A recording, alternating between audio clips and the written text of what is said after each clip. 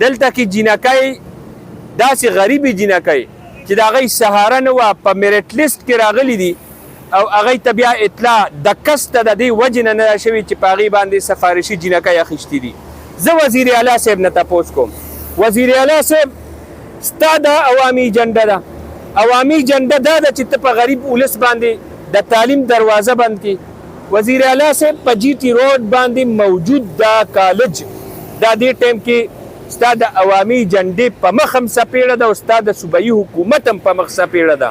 که جرت یې درکې راشه دلته د دې کالج میرټ لیست وګوره، دلته ستا د انصاف ستا د میرټ لیست د هغې ټوکري ټوکري شوي دي او ستا عوامي جنډه هغه د ردی په ټوکری کې اچولې ده.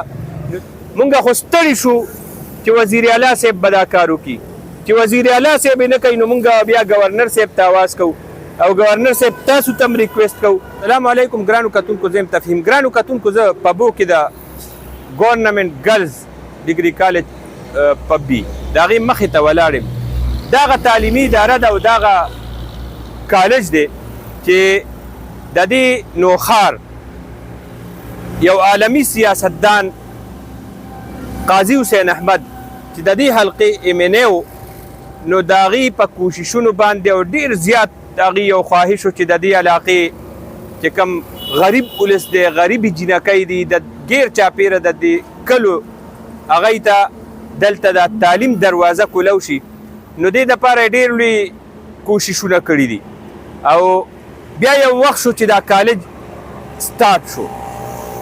نو دا خیال چې دا به د دې علاقې د ترقۍ کې او د دې غریب ولس د هغې جینکو دپاره دا د تعلیم یو ذریعه شي. خو نن دا کالج دا د دې غریب ولس باندې د تعلیم دروازې دې کالج بندي کړي دي.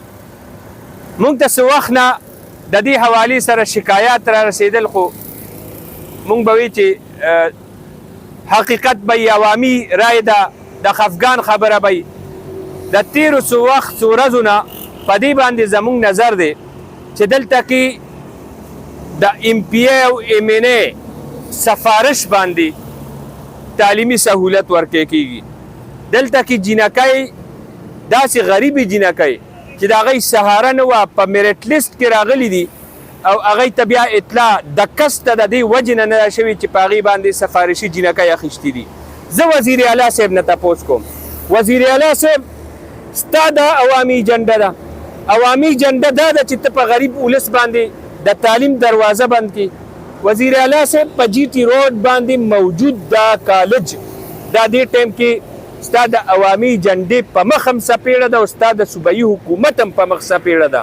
که جرت یې درکې راشه دلته د دې کالج میرټ لیست وګوره، دلته ستا د انصاف ستا د میرټ لیست د هغې ټوکري ټوکري شوي دي، هغې او ستا عوامي جنډه هغې د ردی په ټوکری کې اچولې ده.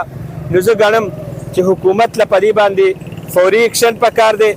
زمونږ وزیرانو له، زمونږ وزیر اعلی له، صوبایي مرکزي ګورنر صاحب او بیا به مونږ ګورنر صاحب ته وایو. ګورنر صاحب ستاسو هم څه ډیپټي ده، ګورنر صاحب تم دلته ناست دی، منیج کولو له تم ناست دی، په دې ټوله صوبه دې نظر دی. مونږ خو ستړي شو چې وزیر اعلی صاحب به دا کار وکړي، چې وزیر اعلی صاحب یې نه کوي نو مونږ بیا ګورنر صاحب ته آواز کوو او ګورنر صاحب تاسو ته هم ریکویسټ کوو چې دې ټایم کې دې کالجونو دې ادارو کې د میرټ چې کوم قتل عام کېږي هغې تاریخ کې مثال نه میلاویږي. نو از راه کرم د دې غریب ولس د بچو د خویندو او بچیانو لونو د هغې په اواز باندې دې چې کوم منیجمنټ دی دا چا چې د میرټ قتل عام کړی دی هغې خلاف کاروایي وکړي.